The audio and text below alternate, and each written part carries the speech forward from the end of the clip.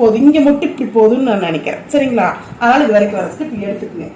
எடுத்ததுக்கு அப்புறமா நீங்க என்ன பண்றீங்கன்னா, இந்த டேப்ல நீங்க என்ன பண்றீங்க, இங்க இருந்து எவ்வளவு வருதுன்னு அளந்துக்கணும். இந்த இடத்துல எவ்வளவு வருது, 3.5 வருது பாருங்க. இங்க இருந்து இது 3.5 வருது. இந்த 3.5க்கே நீங்க வந்து டாட் வச்சுட்டே வாங்க.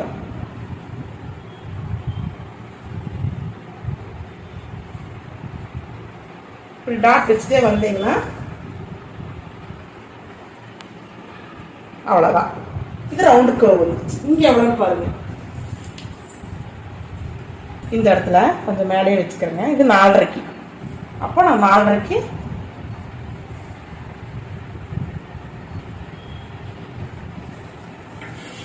இப்போ இந்த இடத்துல இருந்து நான் இப்படி கொஞ்சம் ரவுண்டு ஷேப்ல கொண்டு வந்துடுறேங்க.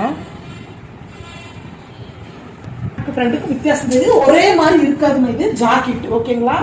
ஃபுல் பக்கம் நான் கட் பண்றேன்.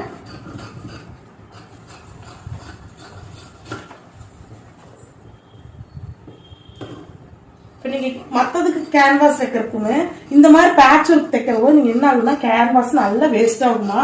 அதனால நீங்க என்ன பண்றீங்கன்னா கொஞ்சம் ஜாஸ்தியாகவும் வாங்கிக்கிங்க. சரிங்களா? இன்னும் 20 ரூபா 22 ரூபா தான் வரும் ஒரு மீட்டரு. அது இடத்துக்கு தகுந்த மாதிரி விலை. இப்போ பாத்தீங்கன்னா பேக்கு ஃப்ரண்ட் இப்படி இருக்குது. இப்போ நம்ம இந்த கைக்கு வச்சு பார்க்கலாம் பாரு. இப்போ எப்படி இருக்குன்னு பாருங்க. இந்த இடத்துல கரெக்டாக இப்படி வந்துடும். இந்த இடத்துல ஃப்ரண்ட்ல பாத்தீங்கன்னா இங்க டாட்டிங் இருக்குது. இந்த இடத்துல கரெக்டா இந்த இடத்துல இப்படி வந்துடும். இங்க வந்து பேக்ல உங்களுக்கு கரெக்டா இப்படி வந்துடும். சூப்பரா இருக்குது இடத்துல. இது 2 விதமா உங்களுக்கு தைச்சு காட்டுறேன் எப்படின்னு.